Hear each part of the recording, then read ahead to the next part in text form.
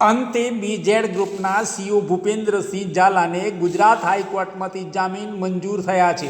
Advocate Viral Panchal મારફતે regular જામીન અરજી દાખલ કરાઈ હતી, જેની સુનાવણી બાદ હાઈકોર્ટે ચુકાદો આપ્યો। ફોરેન્સિક ઓડિટ મુજબ નવા રોકાણકારોના પૈસા માગતા હોવાના પુરાવા ન મળ્યા હતા। કસ્ટડી સુધી ભૂપેન્દ્રસિંહ ઝાલાએ રોકાણકારોને નિયમિત પેમેન્ટ કર્યું હતું।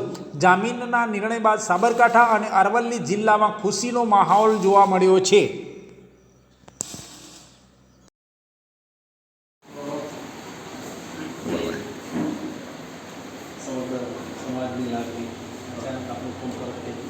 બસ મારા થોડાક સામાજિક પ્રશ્નો, સામાજિક કારણો અને બીજું હું પહેલાંથી જ ભારતીય જનતા પાર્ટીનો કાર્યકર્તા રહ્યો છું, તો એક વ્યક્તિગત કારણો મતલબમાં જે ઉમેદવારના વ્યક્તિગત કારણોના લીધે એક અપક્ષ ફોર્મમાં દાવેદારી કરી હતી, પણ લાંબુ વિચારતા એવું મને પોતાને એવું લાગે છે કે આ વસ્તુ વ્યક્તિગત કારણો એ ક્યાંક દેશ લેવલે મોદી સાહેબને એક હિન્દુત્વને ક્યાંક ને ક્યાંક નુકસાન થઈ રહ્યું છે એવું મને લાગતું હતું। એટલે એના કારણે જે ઉમેદવાર જોડે બેઠક કરી, વાતચીત કરી અને એ જે અમારા વ્યક્તિગત કારણો હતા એનું એક સમાધાન કર્યું અને સમાધાન કર્યા પછી એક ભારતીય જનતા પાર્ટીને અને મોદી સાહેબને ફરીથી એ કમળ અહીંયાથી જાય એવું ડિસિઝન લઈને મેં મારું ફોર્મ પરત ખેંચ્યું। જય ભારત।